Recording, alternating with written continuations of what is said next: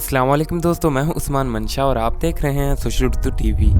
दोस्तों, professional wrestling में कई रेसलर्स साइज में बड़े होते हैं जबकि कई रेसलर्स साइज में छोटे भी होते हैं। आमतौर पर छोटे रेसलर्स की ये खासियत होती है कि वो कई हाई फ्लाइंग और फ्लिपी मूव्स परफॉर्म किया करते हैं जिनको बड़े और जायंट नुमा रेसलर्स परफॉर्म नहीं कर पाते। लेकिन जब भारी भरकम और जायंट नुमा रेसलर्स ऐसे मूव्स को परफॉर्म करते हैं तो इनको देखना काफी ज्यादा एक्साइटिंग और सरप्राइजिंग भी होता है। आज की इस वीडियो में मैं आपको ऐसे ही 5 जायंट नुमा रेसलर्स के बारे में बताऊंगा जिन्होंने फ्लिपी और हाई फ्लाइंग मूव्स परफॉर्म किए। तो इस वीडियो को पूरा लाजमी देखिएगा। तो बिना देर के शुरू करते हैं।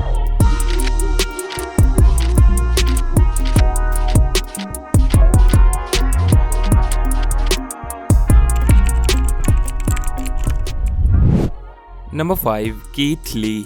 अपने तकरीबन 350 पाउंड वजन के साथ कीथ ली इस वक्त WWE के सबसे ज्यादा हैवीवेट रेसलर्स में से एक हैं और WWE भी इन्हें एक पावर हाउस के तौर पर पेश करती है। लेकिन 4 नवंबर 2019 को रॉ पर इन्होंने जो मूव परफॉर्म किया उससे ये नहीं लगता कि ये एक हैवीवेट रेसलर ने परफॉर्म किया है, बल्कि वो एक क्रूजरवेट रेसलर की तरह का मूव था जब इन्होंने टॉप रोप के ऊपर से एक समरसॉल्ट डाइव परफॉर्म की, जो कि आमतौर पर लाइट वेट रेसलर्स ही परफॉर्म कर पाते हैं। सिर्फ यही नहीं बल्कि ये कई बार मिडल रोप से मून सोल्ट भी परफेक्टली एग्जीक्यूट कर चुके हैं, जो कि बहुत ज्यादा शॉकिंग है और ये जाहिर करता है कि कीथ ली वाकई ही लिमिटलेस हैं।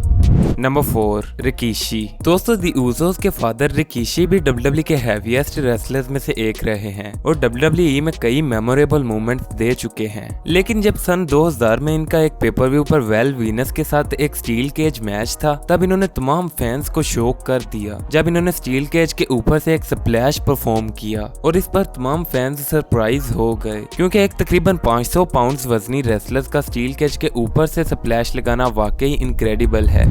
दोस्तों, इसके अलावा इन्होंने एक बार क्लोज लाइन को ऐसे सेल किया जैसे वो कोई क्रूजरवेट रेसलर हो, क्योंकि वो एक पूरा फ्लिप करके नीचे गिरे और वाकई दी यूज़र्स की तरह रिकीशी भी काफी ज्यादा टैलेंटेड थे।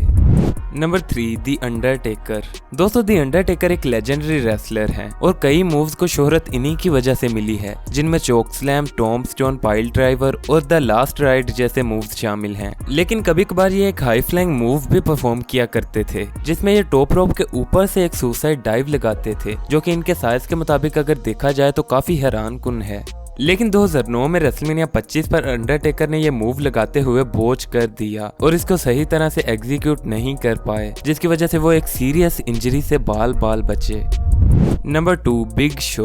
दोस्तों, बिग शो WWE के सबसे लंबे और सबसे हैवीएस्ट रेसलर्स में से एक हैं, लेकिन इन्होंने अपने करियर में कई बार ऐसे मूव्स परफॉर्म किए जो इनके साइज के रेसलर का परफॉर्म करना बहुत ज्यादा शॉकिंग है। दोस्तों, इन्हीं मूव्स में से एक था मिसल ड्रॉप किक, जो ये WCW और WWE के शुरुआती दिनों में परफॉर्म किया करते थे, जिसमें ये टॉप रोप पर चढ़ के अपने मुखालिफ पर एक ड्रॉप किक लगाते थे, जो कि आमतौर पर क्रूजर वेट्स परफॉर्म करते हैं। लेकिन बाद में इन्होंने ये मूव परफॉर्म करना बंद कर दिया। लेकिन सिर्फ यही नहीं बल्कि बिग शो इसके अलावा भी कई हाई फ्लाइंग मूव्स परफॉर्म कर चुके हैं, जिनमें सनसेट फ्लिप, किप अप और एल्बो ड्रॉप जैसे मूव्स शामिल हैं। दोस्तों, इतने बड़े साइज के रेसलर का ऐसे मूव्स परफॉर्म करना सच में बहुत ज्यादा स्पेशल है।